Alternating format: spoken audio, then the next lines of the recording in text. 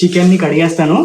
కడిగేసి మనం రెడీ పెట్టేసుకుంటే గనక ప్రాసెస్ అయితే స్టార్ట్ చేసేద్దాం. ఇంకా పందలపాక బిర్యానీ అంటున్నాడు. అది ఇంతకు ముందు ఎప్పుడో ఒకసారి ఇంటికి వెళ్ళినప్పుడు అయితే చేశాడు.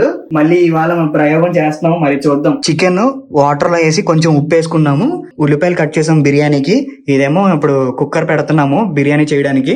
కరివేపాకు, పుదీనా, కొత్తిమీర, ఈ మసాలా ఐటమ్స్ అన్ని కూడా వచ్చేసాయి. ఫస్ట్ అయితే అన్ని వేసేస్తున్నాడు. తర్వాత ఒక బిర్యానీ ఆకు, ఇది బాయిల్ అయిపోయింది, సో ఇది ఆపేస్తున్నాము. తర్వాత ఉల్లిపాయలు వేసుకోవాలి. కొంచెం బారుగా కట్ చేసుకున్నాం ఇవి బిర్యానీ కాబట్టి. ఇది మిక్స్ చేసుకోవాలి మొత్తం అన్ని. అల్లం వెల్లుల్లి పేస్ట్, సాల్ట్ వేసాడు అంతే. ఉల్లిపాయలు మిక్సీలో చేసేసుకున్నాము. గరం మసాలా.